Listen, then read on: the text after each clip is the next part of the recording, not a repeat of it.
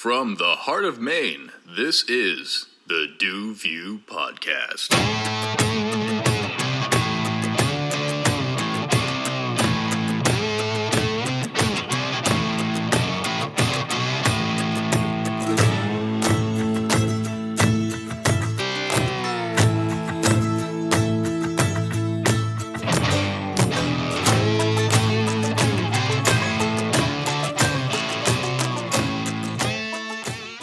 All right, and welcome to this week's episode of the DuView podcast. I'm your host, Du, a.k.a. Ryan Dumont, and this week I am joined by longtime friend and Master Plumber, Mr. Nicholas Dubord. Nick, thanks for coming on, buddy. Thanks, Ryan. I really appreciate it. It means a lot to me. Yeah, no problem. Like I said, happy to have you on, and, like I said, we've known each other for a long time, buddy, well over a decade now. It's crazy. Like I said, when I had our mentor, Mr. Millet, on early on in the podcast, I was like, we've been friends or we've known each other for at least a decade now. And he goes, oh my God, I can't believe it's been that long. And it's been about the same for us. Yeah, it feels like yesterday was when we met. Right. It's so weird.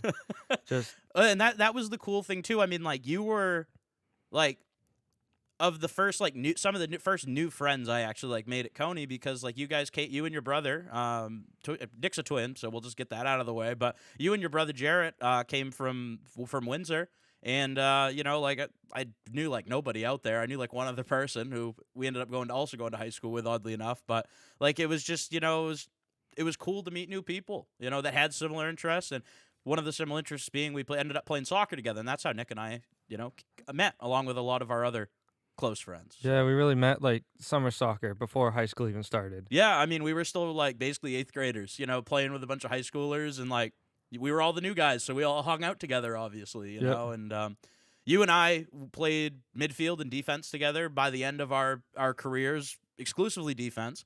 But it was definitely an interesting time, and it was interesting being a part of the team and seeing how our team changed so much as the years went on and as Millet steered our ship in a better direction. And Cony was a bunch of thugs, man. Oh yeah, definitely. The old guys were bash people's heads in. Yeah, red cards, yellow cards, and so playing defense was really fun though. Playing soccer and on the whole was just really fun because we had a good group of people too towards the end. Once we became juniors and seniors, it was a really good time. I mean, you had you, me, Aaron, Jake, Josh was a year ahead of us, but he was still there. Connor was a year behind us. I mean, that's half of our friend group played soccer. 3/4 of our friend group played soccer. And even those that didn't play soccer, like Casey, we got to play soccer later on when we played adult league in the summers. So yeah, which was awesome. Just getting the whole group together. I think we should do it again. I'm fat now, and we need to run a little bit more. Oh, I think all of us have a heart attack halfway through. Oh, that's the truth. And I mean, the cool thing about soccer was, you and I got to be co-captains too. Thinking back on it, it was a unique, like I said, it was just a really unique experience, and very thankful for Mr. Millet for bringing us all together directly or indirectly. Oh yeah, we wouldn't be in the place we're at now if we didn't have him as a mentor. Yeah, most definitely. Like you had mentioned in a previous podcast, he really pushed it to the limit for all of us between our friend group and the soccer team. Yeah, just everybody across the board, and so it really just kind of set up for at least a pretty decent high school experience. Talking about high school, at least for me, the beginning wasn't all good, and that's why I'm really glad that I found you guys. I had some personal stuff go on with family and whatever in high school, on top of, just high school is just a tough experience in general for a lot of people. But I'm really glad I found you guys, and because I had, a bit of a falling out with a previous friend group, and you guys, I'd always known the friend group, and we'd been friendly from playing soccer, but we didn't really hang out a lot. And that changed really as we became sophomores. The fact that I had a house so close to Cony made it so awesome for us just to be able to come and hang out and whatever. Yeah, we just ride over, hang out for a couple hours before soccer, and then play. Yep, yeah, it was perfect. It was really, really kind of a perfect instance, and so I guess the interesting thing is in high school though is that you kind of, and this is I guess segueing into some plumbing talk, you kind of had an idea of what you wanted to do in high school though, and that's kind of cool. I guess kind of walk me through, Nick. Like I said, Nick's a master plumber, but in high school we had this great opportunity. I wish I had taken some VOTEC opportunities. CATC, Capital Area Technical Center. It's like, like the little, vocational school, attached to the high school. It served the area. So kind of just like walk me through, how did you come to your decision to want to work, be a plumber? Yeah, so like I wasn't super book smart in high school. Like I didn't want to try that hard, so I was more hands-on, Right. Nothing wrong with activated. that. Yeah. So viewed CATC, looked over a couple different trades there and decided for one that seemed very interesting. So that's how I got into the plumbing and heating. Yep. And we did Yeah, one it's year. plumbing and heating. That's a good, Yeah. important thing to Yeah, to one mention. 1 year of heating, 1 year of plumbing. Yep. Junior year I did plumbing, senior year was heating, but the plumbing really just kicked off. Yeah. Like I didn't really like the heating side just because of the oil, Yeah. dirty. Yeah, it is. It's very it's very So dirty. the teacher, the teacher there really pushed us to our greatest learning potential. I mean, I only spoke with him once or twice, but it seemed like you had a pretty good mentor over there. Yeah, he was great. Definitely wouldn't be here. Yeah, without And with without him. and having my master plumbing license and an associate's degree, without him pushing Yeah. me to go towards that. Yeah, exactly. And I mean, that's why it's so cool to look back on those people that kind of make sure we get where we need to go. Like they see something in us and they push us or challenge us to be the best us we can be. And it's cool to have mentors throughout life and have them be able to pick up on the fact that we have some promise. You know what I'm saying? And that's exact situation there. Yeah, it's great because you have someone that will pick a couple students that they think have potential and really help. Yeah, and I And- mean, I did the same thing with when I taught for that year. Like you find the kids that are really good at writing, and you really push them. Hey, you're really good at this. Yeah, Like I don't know if anybody's told you or not, but like, keep it up. Yeah, yeah. I mean, it's great that people actually take pride in their students Yeah, and yeah, really push them to succeed. yeah, exactly. I mean, because when regardless if you work for a certain shop or eventually if you ever go out on your own or whatever you do, I mean, that person can look proudly back on and say, "Hey, that's one of my students." You know what I'm saying? Yeah, I mean, That's definitely. at all Yep. different levels, but that's interesting. And so did you? And so you just kind of like I said, high school was kind of the time, right? You had an option. You could go on to after high school's over, you either go on to community college or trade school or the military or regular old 4-year degree college. Yeah. Excuse me. So yeah, with the plumbing field, you could either go on to like an apprentice program Yeah, through a workplace, or you could have gone to college and like I did and got a degree, right. and that kind of steers you in the correct path. Yeah, exactly. Getting it- And you get to make connections because you went to KVCC. Yeah. Yep, you're a proud Kennebec Valley Community College member. I'm also a new member of the school as well. I'm as I'm in the process of pursuing my associate's degree in electrical. But so that's a 2-year associate's degree for plumbing though. Yeah, Yep. it is. Yep. How was that? How was that experience like? I mean, how did that translate from high? Because there is some general ed stuff you have to do before you just get to the hands-on stuff, as I am Yeah, learning now. So like the general ed stuff wasn't the greatest experience. Right. But the tech courses were great. Oh yeah, The teachers were good. labs and all that Everything, stuff. Yep. the lab there was superior. Yeah, was A it? lot of different technology they got incorporated into it. Did you feel like the hands-on stuff that you did really prepared you for like what you did out in the field, or do you feel like there was a little bit of a disconnect? I mean, so at that point, I had been working. School started in September, Yeah. and then I started at AFC in December. Yep. So there was only a couple months of classes, and that was mostly just like your basic like core like learning your basic Yeah. like basic book stuff and some code. And then, I started at AFC, so the on hands working really pushed the skill level in the classroom Yeah. and made me understand a lot more of the stuff that we Yeah. were learning in the criteria. Yep. Most definitely. That's why I'm kind of excited. Like when I do start like physically in person, is the online component I'm doing now is great and all. And I'm just getting work done. You know how it is. But like I've already been doing electrical. I can do a full whole home residential stuff like that. By myself. By myself if I had to. Not that you can, but if I had to, you know what I'm saying. Like the knowledge is there, but it would be cool to do it in like a controlled environment. You know what Yeah. I'm saying? Like Yeah. where. And just really like hone your craft, and then like it's going from just like doing it right to doing it right and also making it look really nice too. Yeah, Because that's like in the trades, like that's kind of like the big step between like quality of tradesperson, in my opinion. It's like it's one thing to just like throw a service on the house or like throw like pipe, throw some tubes up, throw some pipe up, but like it's like.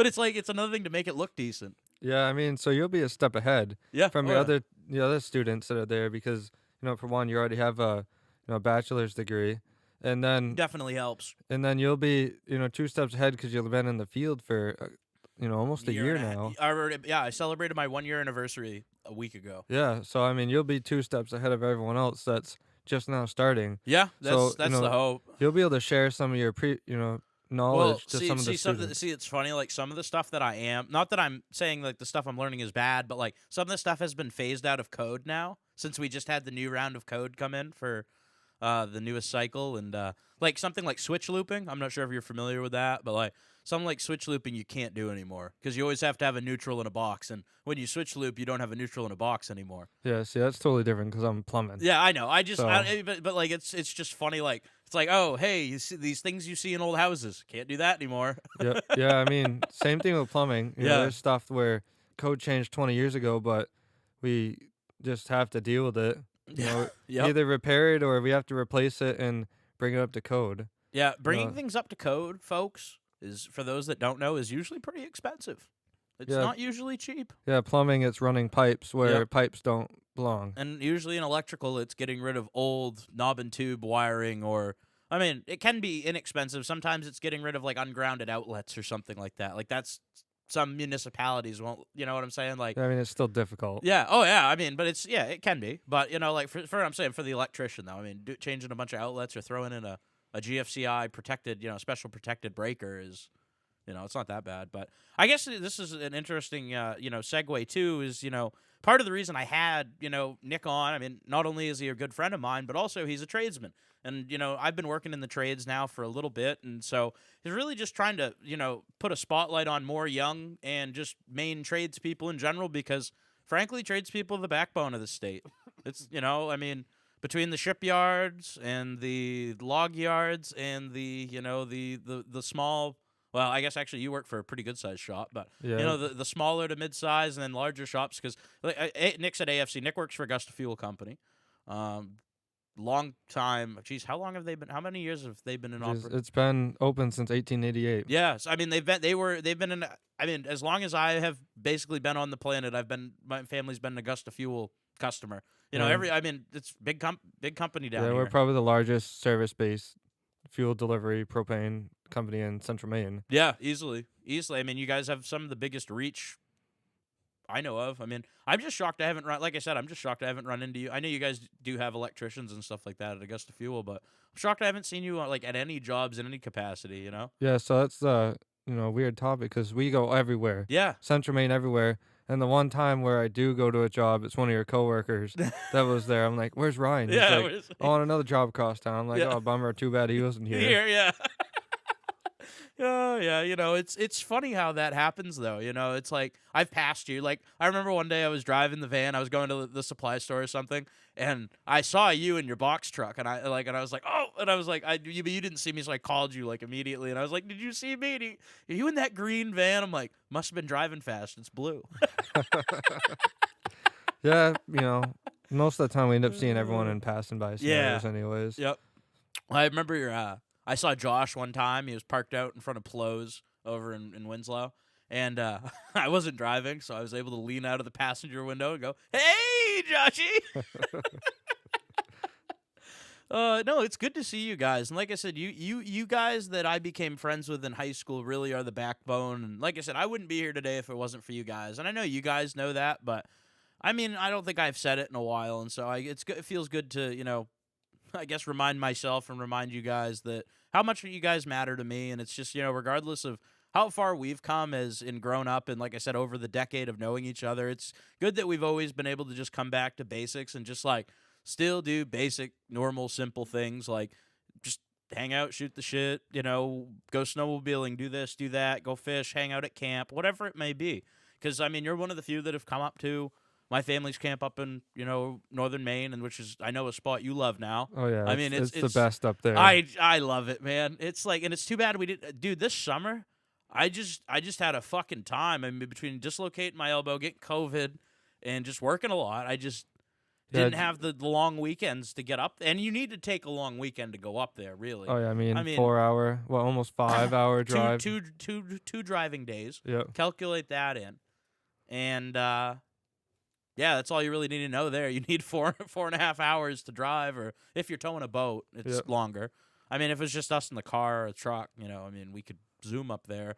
I really would love to be able to go up there in the wintertime more and snowmobile more. Like last year, I ended up having problems with my sled and whatever else, and just end up working some a Saturday here and there when we ended up getting good snow and whatever. Yeah, but the hardest thing is always work. Yeah. For Ryan in the in the electrical field, it's always busy. Oh yeah. I know. In any of the trade, I mean, especially in our trades right now, plumbing and electrical. I mean, even more than electrical, there's a need for plumbers. Like that's what I hear everybody asking. Do you know a plumber? I'm like, I know one, but he works for a big company, and so you probably won't be able to get him.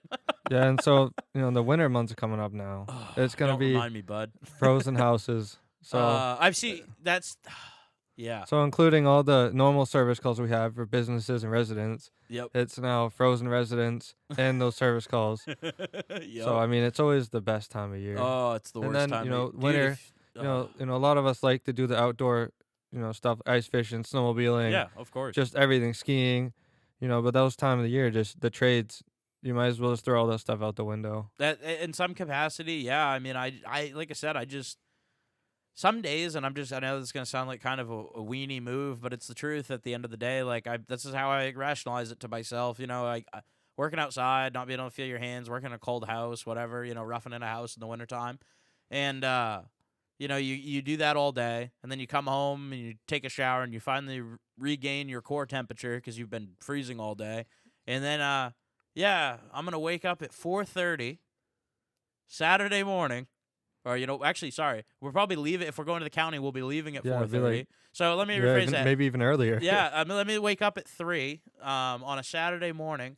It's -30 out. This is literally what happened to us last time. I drove all the way to Sherman to not have my sled work. Yeah, I remember that. After getting it back from the shop a week before. I was like, mother. Like, this is unbelievable. Like, yeah, it's always that way. I remember because your dad came over to get like Jarrett's truck or something like that because he stayed up there, and I was talking with him, and he goes, "You know how it is with mechanical shit, that breaks down, it's like, it's... Yeah, and with our friend group, because we don't have total junk like toys, but like stuff still breaks down. We used to. We always find a way. We used to have POSs, dude. Oh, we had that one trip. I think like half of us broke down. Yeah, when we went up to the camp in Quebec. Yeah. Jeez, I think out of the 5 sleds that were up there, 3 of the 5 were broken by the end of the weekend. By the end of the weekend, yeah, it's because just ride too hard. But I'm just like that trip we went up to Jackman that one time, and or the Forks really. I mean, we didn't even make it to Jackman. Who am I kidding? Because you broke down or overheated, Jarrett broke down and overheated, Stu overheated, and then while we were waiting for you guys to get picked up, Jake got a log jammed underneath his track after going through a frozen stream or some bullshit. Oh, yeah. Well, and then I think the time before that we went to ride, my sled, the fuel line chafed through. Yeah. Oh, no, it was the spark plug wires. That's what it was. Yeah. Well, and then that one time we were out riding, and we were up at camp, riding around with like Mr. Bancroft and going over to like trying to go over to Greenville. And we pull over to the side of the trail, and anybody smell gas?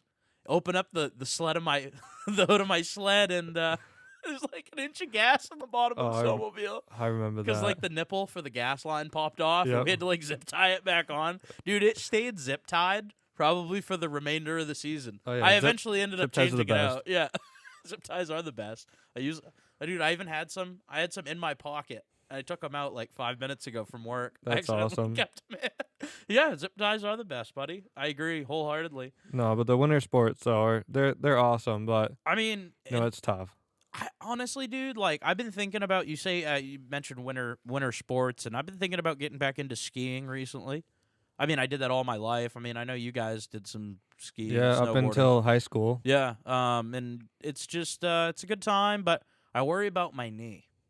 Yeah, it might be a little tough. It I'd love to go back out. If you wanted to go, I'd love to go. Oh, I know. I know we probably will. Your brother's been trying to get me to go skiing. Oh yeah, he for the definitely last wants to couple get of back years. out on his snowboard. Yeah. Oh yeah, and I mean I need to get new gear. That's the real deterrent right now. The biggest thing is we got to get Jake and Aaron back out. Freaking right. Well, Aaron, I don't know if he'll ever since he broke his leg, dude. I think he went like one other time since, but I don't think he's been back out. Like my buddy, our buddy Aaron, who came on the podcast. Geez, a little under a year ago now. Yeah, that was a long time It was ago. back in like February or something like that. But my buddy Aaron, we went skiing with him and his grandfather, and another buddy of ours, and we're going up the ski lift, and you see Aaron going down the trail, and then he tried to like go over this little jump thing. I don't know what was going on with him. Or he didn't see it. I don't know what happened. But case in point, the releases on one of the skis didn't work properly, and the poor kid ends up breaking his leg. I watch him break his leg in real time. I'm like, holy shit. Yeah, not good. Not good. I was like, that's not going to buff out. Jeez. And so, yeah, then we ski down, and ski patrol's there, and he's screaming, and it's just like, oh, boy, yeah. And then we had to ride all the way back to Augusta with Aaron with a broken leg in the back of the Jeep. And so then we're at the ER with him and his grandfather or whatever. We're just hanging out. And it was just like, what the fuck? What a day. Oh yeah, I mean, and then just the winter time. All we can think about is the winter right now because it's right around the corner. It's coming, dude. I feel it in these mornings when you go outside and you're waiting for the rest of the coworkers to show up. Yeah, and it's 35 like degrees. 37, 35. Yeah. Dude, I get out the heated vest and I turn it on I have to get one of those. Yeah, you do. No. Except for the fact that they're like $200. Oh yeah, It's stupid. anything Milwaukee start at $100 and go up. No, when I think of winter sports, I always think about all of us as a group going up to camp in Quebec. Oh yeah, and just going ice fishing, snowmobiling. There are legendary stories from those times. When I think of that, broken snowmobiles, cut fingers, Cut fingers is a big one. stolen bait off ice fishing traps. Yep. Stuck snowmobiles in the middle of the woods. Yeah, and fats. Lots of fats. It's camp. No, I'm joking. But that being said, though that is some of the best time. I mean, we're so very lucky that the Antworths are nice enough to let us go up to their family camp up in Sebec Lake, which, frickin' A. I mean, I don't think I can think of another location that's been mentioned more on this podcast. Seriously, No, that definitely camp, not. That No. camp has been mentioned numerous times. Other than my own, personal family camp. I just wish that was closer. Yeah, we would definitely spend much more time up there if it was 2 hours instead of 4. Yep. Yeah, that'll do it. Yeah, because But that's why I think. I mean, that's why I'm sure Howard did what he did. Their grandfather when he got the camp. It's close enough to be convenient, but far enough away that you can't just go. You can just go home, but you don't have to. yeah, it's nice. And it's a full cabin. Yeah. Oh, it was the cool thing, a boathouse that was converted into a full camp, which is pretty slick. The only thing that sucks is the outhouse. Yeah. That seat gets some mad frost on it. You go out first thing in the morning, guys, and there's literally an inch of frost on the toilet seat. Not fun. You always you try to be the last guy to go out, even though it smells so bad. Yeah. But then the seat's warm. Yep, but the seat exactly. It's strategic. We could hook up a battery heater. I'm sure we could figure something out, dude. All right, we can take some of your wires, just put a little bit of amperage through them to heat them up. We'll get it to do like what the solar panels do. Get it to backfeed just a little bit to keep the shit from Oh yeah, that would freezing work. up. That would probably work pretty good. That'd be slick. You lose some low voltage shit. You could do that. That'd be fun. That'd be fun. No, but if Eagle Lake was a little closer, Yeah. Eagle Lake's just so pristine. Oh, it's real and nice. Well, and then quiet. being able to sneak over to Square Lake and Cross Lake, and just even being able to go along the border of Maine and Canada. Yeah, I'm not sure, where some of the followers are on the podcast, but if you guys have never been to Eagle Lake in Aroostook County, it should be one of the spots on your to-do list. It's just so nice up there. There's a reason it's my number one spot, in terms of places to go in the summertime and shit like that. Definitely is.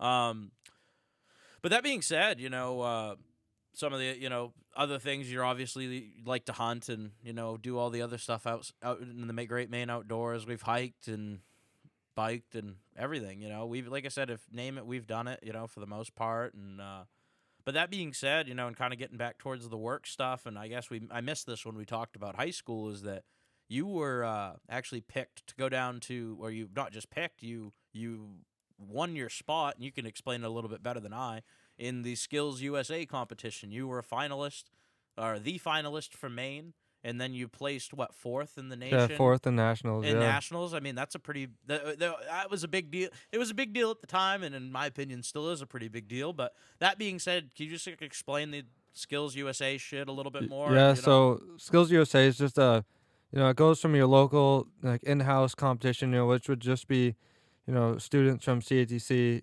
competing against the other ones. Right, like in the school, because even inside CATC to explain a little bit further, right? Like you have Halldale, like the different area high schools send kids so to. CATC is like a kind of like a local trade center. So I mean, you probably have like almost 10 schools that go to the same vocational center. Tech school. It just also happens to be attached to Cony High School. Yeah. So which made it easy for us that went there. Right. But no, the skills competition. So it's the teacher asked the students. So 3 or 4, I can't remember, but it's probably 3 or 4 students, compete against each other, and they rough in a half bathroom, a toilet and a lavatory. Yep. And then, whoever does the best job in that competition, there's actual judges that come in from other plumbing companies that come in and, judge it. Mm-hmm. Whoever does the best gets to go on to the next competition, which was in Bangor. Oh, yep. At Eastern Maine Community College. Yep. So, and then there you compete against other community colleges that have that, or not community college, but other trade centers. Trade centers, yeah. For high school, and then you compete against those students there. And then, obviously if you get first there, then you get to go to, you have the option to go to nationals. If you don't want to choose, then, the second place can go there. Yep. That's a pretty big deal. And like I said, we were really proud of you when you basically won Maine, and then, went down to nationals, which is awesome. We were down, I was down in Kentucky, right? Yeah, it was Louisville, Kentucky. Oh, yeah, that's right. Yep. Yeah, because when we were going around, we went to like the bat. Oh, the caves and all that stuff. No, like the bat maker. Yeah, the sluggers. Slugger, Louisville slugger. Yeah, bat. Sorry, I'm tired. I'm thinking of the fucking winged creatures. So with that, I probably could have gotten even better place, but Well, and then come to find out, like 10 years later, we're talking about it, and you're like, "Yeah, I was going up against adults," and I'm like, "What?" Well, there was like they were like adults. There's like a post-secondary, and then I think was it secondary? I think. Yeah, but that's nuts, dude. Yeah, so I mean, it's not just all high school students. It's older folks too. You never mentioned that. That was never mentioned. I mean, and like I said, that I think that makes it even more impressive. Not just toot your horn, buddy, but I mean, like it's true. Like that's cool. Yeah, so which is crazy now because looking back on it, if I had put one fitting in a different rotation, I probably could have gotten a higher score. Isn't that funny? It's just like one fitting. Stupid little fitting, right? Yeah. I mean, like, you say one stupid little fitting, but in the plumbing world, if you don't have a good fitting, you're in trouble, Yeah, I mean, it was a vent fitting, so it's not a huge deal, but it still is. Yeah, well, Wouldn't pass plumbing inspections, I can tell you that. No. Well, isn't that funny, though, the stuff? I mean, and I'm sure I'll look back on some of the things I'm doing now. Not that I'm doing crappy work by any means, but it's like the better you get, more experience you get, the better work you're going to end up doing. And so that's exciting in a lot of ways because, it just give time to reflect back later on, and see where you've come and how you've grown as a worker and a tradesman. I've been to jobs where I first did, within my first couple of years when I just started out on myself with my own van. Right. And, I look at it now and I'm like, it's correct, but I could have done it this other way and it might work a little bit better. Right. Or it might look a little bit better. Right. It might be a little bit more tight or whatever, like whatever it might be, But that being said, it was actually kind of funny when you came back. This is the golden plunger story. So Nick ended up, like I said, we found out that Nick took 4th in nationals. We got a text message or he called us or we called him or whatever. And so we found out about it. And so all of us were sitting here together, and I'm pretty sure it was during the summer. Yeah. The competition goes on. It's in between whatever. I think it was in between your junior and senior year. No, it was after senior year. Oh, it was after senior year? Okay. Yeah. So it was before I was going off to college, and they were all going to, Nick was going to go off to college, and everybody was going their separate ways, basically, before we were all going on to our next adventures. And we're all hanging out at my house as we did, and it's like, we need to do something for Nick. He just took 4th place at nationals. Like, this is a big deal. Like, we got to do something for him. And so there was this we had a plunger I think down in my basement, or we ended up buying it or something, but we would use it and, like, stick it on somebody. It was a small miniature plunger, like a handheld plunger, and we ended up spray painting it gold and, like, inscribing the Yeah, you guys use like a paint marker on it, and we, like, did it up like a like it was a Grammy or an Emmy or something like that. And it was like, congratulations, 4th place or something like that. And, like, we gave it to him, or king of the shit, or it was something funny, like, but it was, the golden plunger, and we yeah, so to this day I still have it. That's awesome. It's still in my basement, and I look at it all the time, be like, I could have done better. I could have done better. It's a reminder. No, it reminds me of all my friends that that gave it to me, and just the good times. Yeah, it really was, and I look back on all that very fondly. And I like I said, I've just been so busy this fall. I just, like I said, hung out with you guys last weekend, and it was good to actually spend some time with you guys. I'm not going to make the Halloween party this year, which is too bad, which is a good time. Nick has graciously hosted our friend group's Halloween party for the last few years, and so it's been a great time. And unfortunately, I have a wedding to go to this year. Well, fortunately and unfortunately, I have a wedding to go to this year. Yeah, but under your circumstances, the wedding's going to be cool. Oh, it is. It's going to be excellent. It's going to be excellent. It's for the guy who actually does or my buddy Jimbo that does the voice for the intro from the heart of Maine. This is like I can't do him justice, but yeah, him and his soon to be wife Christina. So I'm very happy for them. Yeah, congratulations to them. Yeah, very much so. But that being said, though, like I said, our friend group's a huge part of us and where we've come to, and where we're at today. And so look back at everything that we've done very fondly for the most part, and just hope that as we get older, we get to spend more time together. It's crazy that, like, looking at it now, like, Josh is a father. We have other friends who are going to be parents here soon. Half of our friend group is married already. Yeah, exactly. Like just that statistic alone is pretty shocking. Or is married or in a pretty serious committed relationship. Of multiple years. It's so it's a definitely a different spot than we were at 10 years ago. But it's good, and it's good to see where everybody is developed and gone to. Because even though I've gone and I set out and went a little bit further and did some different things than you guys did. It's cool to come back and see what you guys have, not like saying like what you guys have been up to, but you know what I'm saying? Like you guys have been, I guess, lack of better terms, Nick, doing your own things. Yeah. It's cool to come back and see you guys all cultivating your own lives in a lot of ways. Because it's like, I've been doing my thing. Josh has been doing his thing. Aaron's been doing his thing down the coast. You've been doing your thing. We all been doing our things, but at the same time, we've still made time to come back together and do our collective thing. Yep. Yeah, so, it's always good to keep your friends in mind. Yep. No, most definitely. And, that being said, I like, the whole name of our friend group and everything came, all from our time, basically doing high school sports together. And then, we can't, be on this podcast without talking about the times we spent out in Long Pond. Yeah. I mean, that's your camp. The Camp Dubord. Not anymore. Well, formerly Camp Dubord. Yeah. The amount of days we've spent just sitting out on the dock. Or on the lake. Yeah. Oh, yeah. Yeah, just doing, just sitting there chilling Literally out. just doing nothing. Just hanging out. Yep. That was, like, I guess one of the best parts is just being able to sit there with zero responsibilities and just shoot the shit. Oh, yeah. Play push off the dock. Smoke and joke. Yeah, basically, I mean, like, not actually smoke, but, at least joke, Yeah, like, try to sink the dock. Or push somebody off the dock. And just, like, basic shit that I'd still do. Even though I'm 25, turning 26, I'd still do it. I don't care. Yeah, I miss it some days, but... it wasn't ours. So. Yeah, it's not. It's beyond. Well, we're just beyond that now. In some ways, and not in others. One day, one of us will have our own to share with the rest of the crew. Yeah. That's when I hit it big, buddy. It'll happen. We're gonna get like the lake house, like in like the first Grown Ups movie. Oh yeah, dude, and then we'll have everybody, or that, or I'll just Airbnb. Yeah. Or seriously, make it somebody else's problem. Yep. Yeah, go there. Have Easier fun. to rent. Destroy Someone else it. can clean up.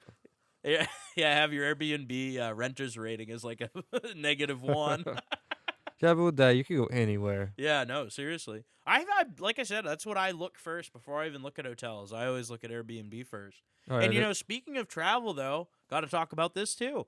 You have like a conversion van, like a camper, like not a camper van, but like how everybody's taking vans and like turning them into like mobile camping huts. Yeah, That's what Nick did. I bought this van. It's a 1997 Ford Econoline. Yep. And it's nothing special, But it's cool what you've done with it though. Yeah, we drove, 4.5 hours each way. Yep. It was almost Cape Cod. Yeah. To pick up this cool van. Yeah. And the guy we bought off was super chill. Yep. We brought it home, gutted it out, and just built it out. Yep. Camper style. Yeah. Basic. I mean, he has cool. like flooring in it, and he has a raised bed with like storage underneath, power inverter. Yeah, it's not. I mean, it's not done yet. Right, but it's still cool. I mean, I'm impressed, man. Yeah, I mean, it's me and my girlfriend spent a week out of it. Yeah, and it was like home away from home. That's awesome. And all the cool. We stayed in Maine, but we went from one side of Maine, Lubec. Yeah. To to Flagstaff area. Oh wow, yeah, that's all. And I mean, that's a couple hundred miles by itself. Yeah. Oh, most definitely, easily. That's really cool. I really like. I was telling you last weekend. I really would like to do a shuttle bus. Yeah. But dude, I think van's the way to go. If you buy a bigger one and you can put tanks in it, put a toilet. That's true. So I've thought about that too. We have a Pro Master 2500 at work, and it's taller, and you could do a lot more in it. Yeah, because mine's just a short one. Right. So but I need something. I mean, I could stand up at being short. Like I can stand up in your van pretty much. No. Pretty close. It's only 4 feet. Oh, is it? Okay, I'm not that short. Never No, mind. So I mean, like if I was gonna do it again, I can slant at a various angle. Yeah, there you go. If I was gonna do it again, it would be a good van, and my plumbing expertise. I have friends specifically that do. That is electrical. Specifically me. Yeah. We can we could pimp that thing out. Oh, most definitely. It wouldn't be hard. I mean, wouldn't be hard. I think the van's the way to go. But that's like I was telling you. It was like our buddy Josh was like, "Hey, you want to help me rewire my boat?" And I'm like, "Yo, unless you want an electrical panel mounted to the back and like waterproof outlets or something, I'm not much help." Yeah, and what's nice because you can build. If you buy a camper, it's specific to what the camper has. But if you make a van, you get to build it however you want. Exactly, and also like doing anything trying to work on those campers it's not fun. No, it's not. It's a nightmare. But no, I'd recommend the van to anyone that would be interested in traveling, or even just like I use it as a weekend warrior rig. Pretty much. That's like I want mine to be a little bit of that, little bit of like overlander style. Yeah, it's awesome. Yeah, that's like I said, that's something I'd really like to do, and just be able to like take off, and like the real dream is that, and just like my cross country road trip. Like that's just gonna happen, whether it happens on motorcycle or on on like an overland type deal. Yeah, the van would be so perfect. As far as I'm concerned, that's the real American dream right there, buddy. Like being able to just like be freely moved from coast to coast and just like find your way doing it. I mean, like I'm not saying that's like the American dream, but I think that's pretty unique to this country. And yeah, I mean, when America offers as much as it does for breathtaking views and everything. The whole experience. I mean, the food and just the music, and I mean the whole freaking kit and caboodle of experience from west to east coast is, it's amazing. It really is amazing. Like I said, the diverse regions geographically. I really want to go out into the Rocky Mountains and see that type of shit, because like we have mountains in Maine, but we don't really have like. Oh, it's not like mountains. that though. Yeah, like I mean, all the 13,000 feet. Yeah, Are you high? We don't have that over here. I mean, all the mountains near us that we can drive to within a day. 4,000 feet. Well, Mount Washington's like 6,000. Yeah, Mount Washington or Katahdin is a mile. But I mean, everything around us melts the snow off the top. Yeah. I want to go somewhere where it's physically feet of snow. Yeah. Oh, at the top. Well, another thing. Speaking of like being like lasting ice and snow year round, I want to kind of like go up into like Hudson Bay, Canada in like August or something like that, and like see a glacier or some shit. Because why the fuck not? Yeah, you know what I'm saying? Like see some penguins or some of those seals. They hit over the head for I don't know. It's too bad. Those things are damn cute. I'm against it, obviously, but like it's just like it's. Yep. Yeah, I mean, but you know what I'm saying. It's just sightseeing everywhere. At least you've had the experience of going to other countries. I have, and you know what? I'm so jealous of that. You should, buddy. And honestly, if you ever want to go anywhere, just ask me because a lot of the times you can do it on the cheap. Yep. If there's some area, like, for example, say you really want to go to Italy, like, I got you. Like, me and Ricardo got you. Yeah. Dude, he's like I said, whenever I'm in country, I see him. Yep. Like, we meet up. Like I Yeah, said, when that's I was in awesome. Rome, he came down and met me that time when I Yep. went back over senior year. It was awesome. He's a good guy. Love you, Ricardo. I hope he's listening. He does. He does. He's like I said, and it was a pleasure to have him on, dude. One of the stops he made when he was in America this last time was to come on the podcast. Awesome. Means a lot, you know. Yeah, it does. He might be coming back in some capacity. Yeah, that'd be sweet. He's definitely coming back to visit, but I wonder if you could do like a podcast Zoom. I can. It's a pain in the ass.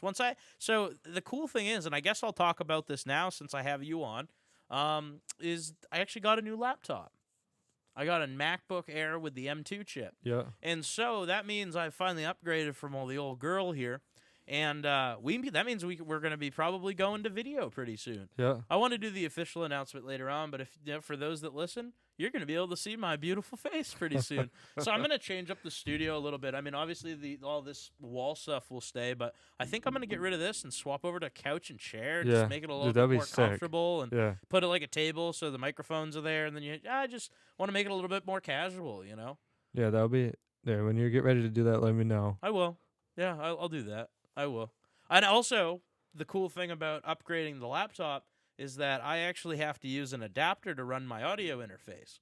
And so now it can only power 2 microphones, basically, with the adapter on it. But once I take the adapter off, it can run 4 microphones. So we can have multiple. It can be you, me, your brother, and Jake. Dude, that'd or be it can sweet. be you, me, Jake and Josh. Or it can be you. We're going to have a friends See, the podcast will be like, then you can Heinous. really have a Oh. good time. Oh, I mean, we do anyway. But yeah, once you add like another couple, that's why I want to add the other chairs and stuff, you know. Yep. So it'll be, like I said, it'll be a good time, and it's exciting that that's finally happened. I just needed to upgrade, between school and doing actually DJing more events now. Yeah. Something like I said, I've always wanted to do. I've done for you, done here, done there, done. Now going to be doing for the actual for Jim's wedding. So it's exciting, and I guess if anybody needs any DJing, just hit me up. I guess. Ryan does a very good job. I appreciate that, buddy. I appreciate that. It's just something I'm passionate about, and if you've known me for a while, I've been passionate about it for a while, and I'm now in a place where I can kind of financially do it, and would like to do it. And maybe you'll see me at a bar near you sometime, or doing a wedding for somebody you love. You never know. My rates are reasonable. Oh shoot! So I guess at this point, buddy, where are you calling home these days? In Maine, I know you said you grew up in Windsor. Like, where are you now? Yeah, so I only live like 10 minutes from where really? I grew up. Yeah. Oh no shit. So yeah. I forget that all those back roads link up, and like, don't you come out by like Hussey's, or is that no? is it up further? Cooper's Mills. Oh, cool. Okay. Oh yeah, that's so right. Whitefield. Yeah, that's right. It's just a small little, I guess you could say, a community. It is. It's at the very northern tip of Whitefield. Yeah, it's cool. Cool, because you guys have a mill. That's the reason that the community's there, because there was a mill and they grew up around the mill. Yep. Yeah, it's pretty small, interesting community. That's very a Maine thing and a New England thing, though, is you have these like Purgatory, Maine. Do you know where that is? That's out in like West Gardner. It's a little like I've corner, seen it. Purgatory Corner. Yeah. Like that's technically its own thing. Or like a cow shit corner. Yeah, or any of those, or like we're just talking about the name and I just slaughtered it. It technically, like, when you get off the highway in Fairfield, like for KVCC. Yeah. And you go left towards the Irving and A&G, like there's another little like town right there that's like small. Oh yeah, you're talking about Shawmut. Shawmut. Yeah, I was like, what is Shawmut? he's like Shawmut? I'm like, what? What did you say that again? It's like I grew up in Skowhegan too. I should know. It's like, what the fuck? No, so yeah. That's kind Maine's of New just full of England these thing. small It's just little communities. Yeah, it's weird. It's unique, and that's the thing that's cool about our state in a lot of ways. It's just a unique place. Yeah. So what's cool about Whitefield is, it's 15 minutes from Augusta, which is a capital city. Right. And then I can drive 5 minutes to my house, and see Amish. Yeah, it's crazy. Yeah, like when I go to Nick's house to hang out, like you'll see poop on the side of the road. Yeah, like dude, in the road breakdown raisins. lane. You just call them road raisins? Yeah, that's the name for them. I've never heard that before. Yo, we're gonna have to start the DuView podcast dictionary. Road raisins. Top one. Top one. First entry. That's awesome.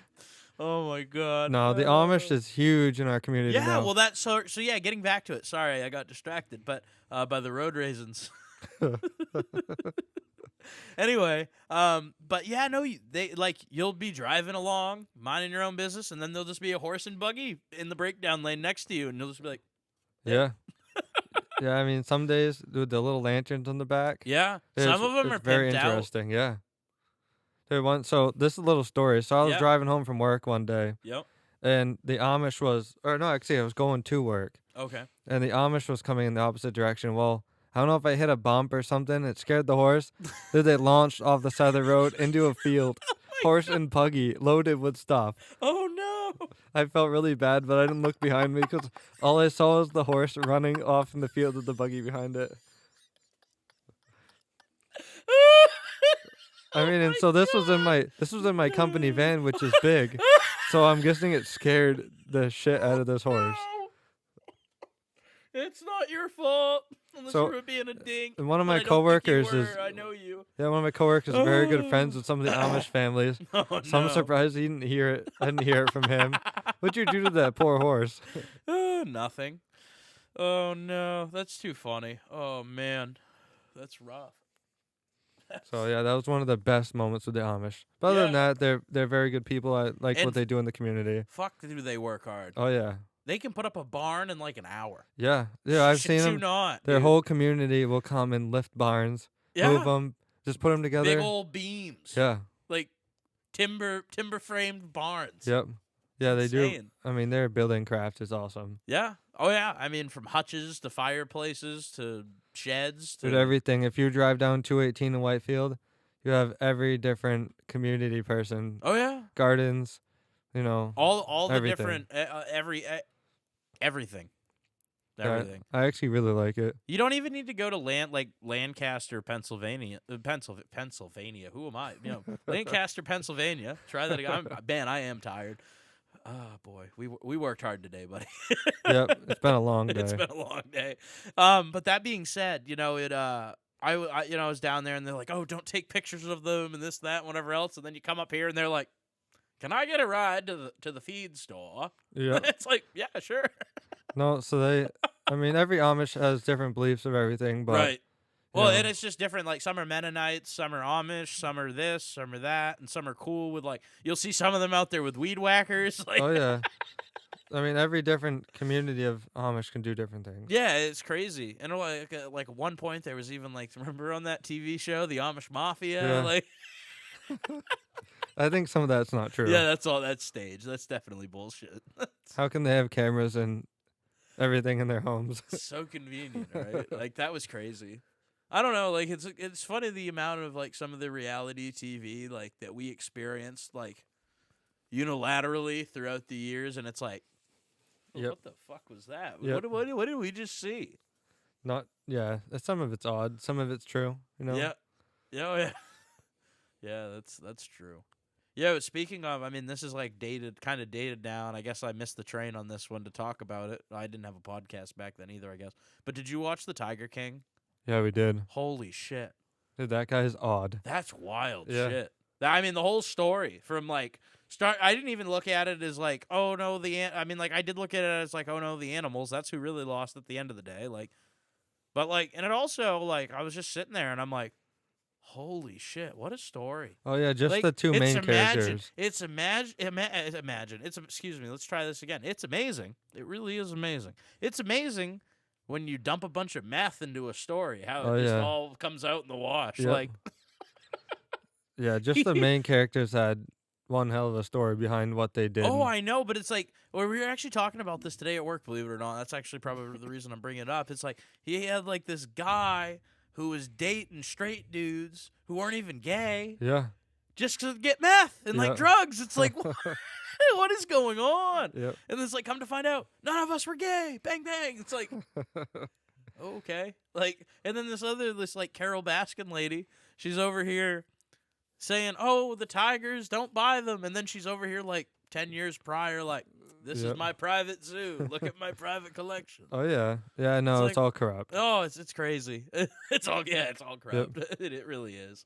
It's just like, I sit back and it's just like, at the end of the day, A, I don't have it so bad, and B, it's just like, I'm glad I'm never wrapped up in any crazy stories like that. Like I have some crazy stories, but it's not like, yeah, and then we got involved in this murder for hire case, and it's like nothing like that. No, like legal, ramifications anyway. Well, have you watched the Jeff Dahmer?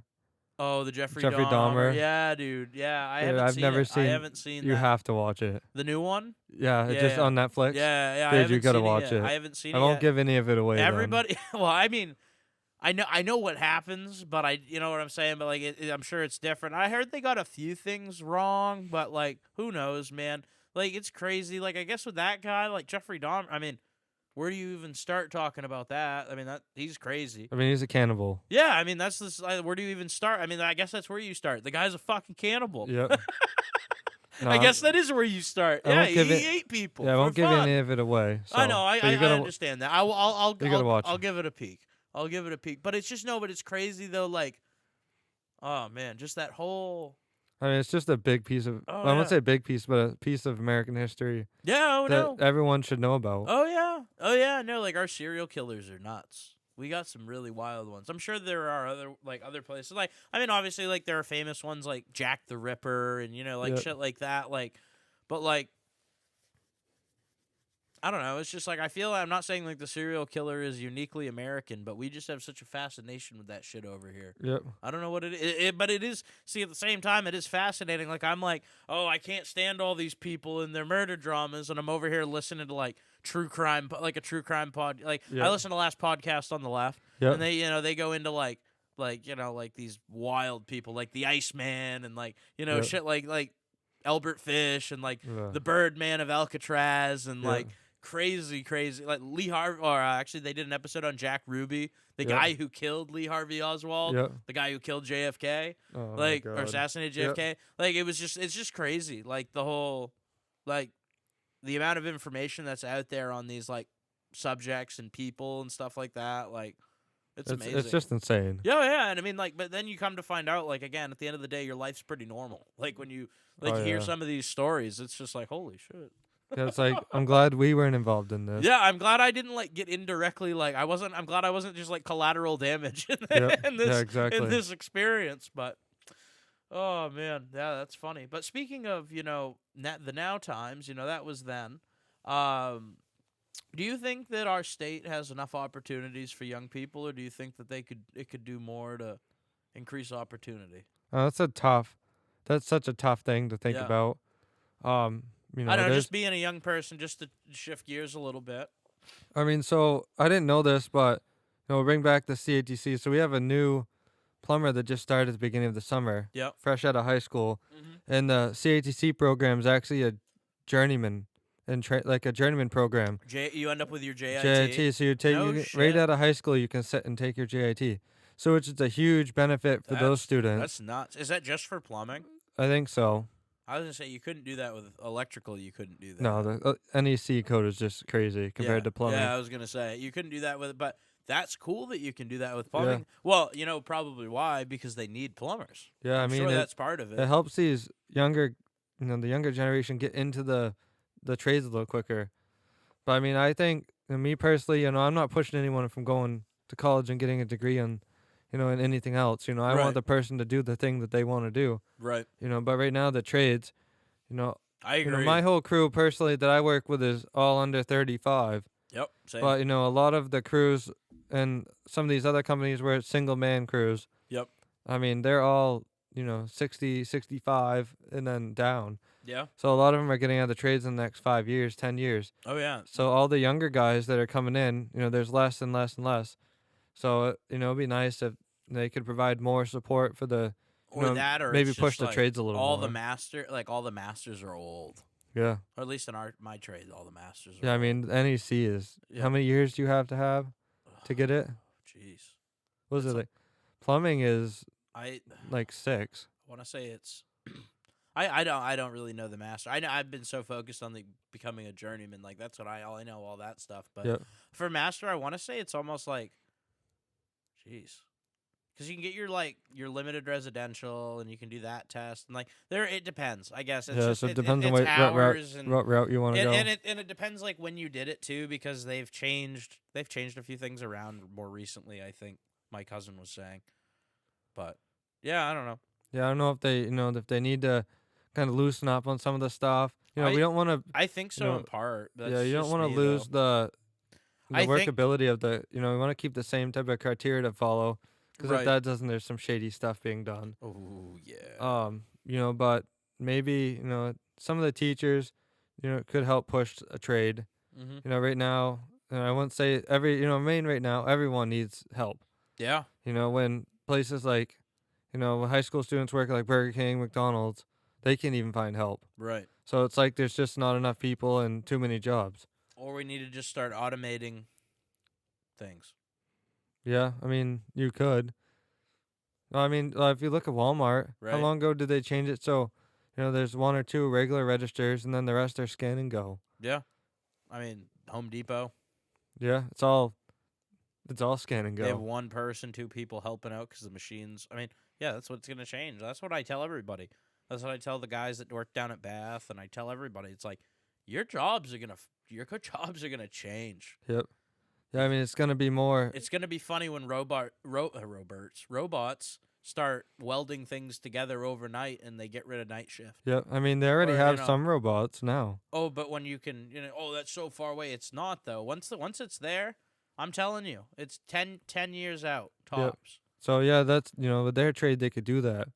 With our trade, it's a little tougher. Well, yeah, I'd love to see a robot snake a wire through a wall. Oh yeah, in an 1800s house. Yeah, exactly. In a house that was built when Abraham Lincoln was a child. Yeah, exactly. No, but yeah, definitely there could be more opportunities. I think for so. younger, the younger generation to get into the workforce.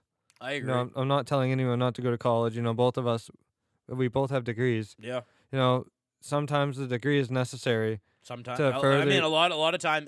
Unfortunately, yeah, it is. Even like to teach, a lot of times, like you need a master's now. Yeah. Like a lot of even school districts won't hire you unless you have a master's degree. Yeah. So that's I mean, crazy. it's definitely. I mean, I get it, but I don't get it. Yeah, it's definitely worth going for the degree. It makes you look better than the guy that just has the high school education too. Oh yeah, most definitely. That goes without saying. Or at least get some type of license. Yeah, definitely. Or something. I agree. I wholeheartedly agree. Yeah, it's all about that little piece of paper. Unfortunately, at the end of the day, yeah, it is. I mean, and that's like, well, again, thankful I went to 4 years of college and everything like that, and I'll be very thankful once I have my associate's degree in electrical technologies. Yep. So, thanks for coming on, buddy. Greatly appreciate it. Yeah, definitely.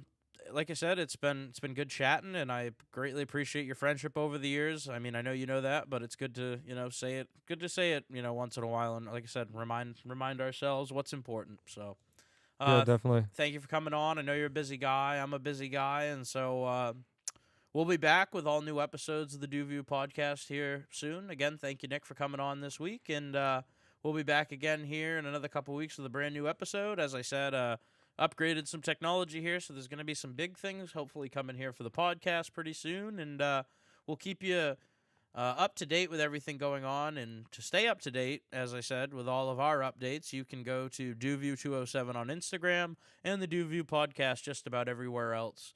That being said, guys, have a great week, and be sure to stay tuned and keep subscribing to the episodes, giving us thumbs up, a rate on Facebook, or a rate on Apple Podcasts. Any of that stuff really helps. So have a good week, guys, and we'll see you soon.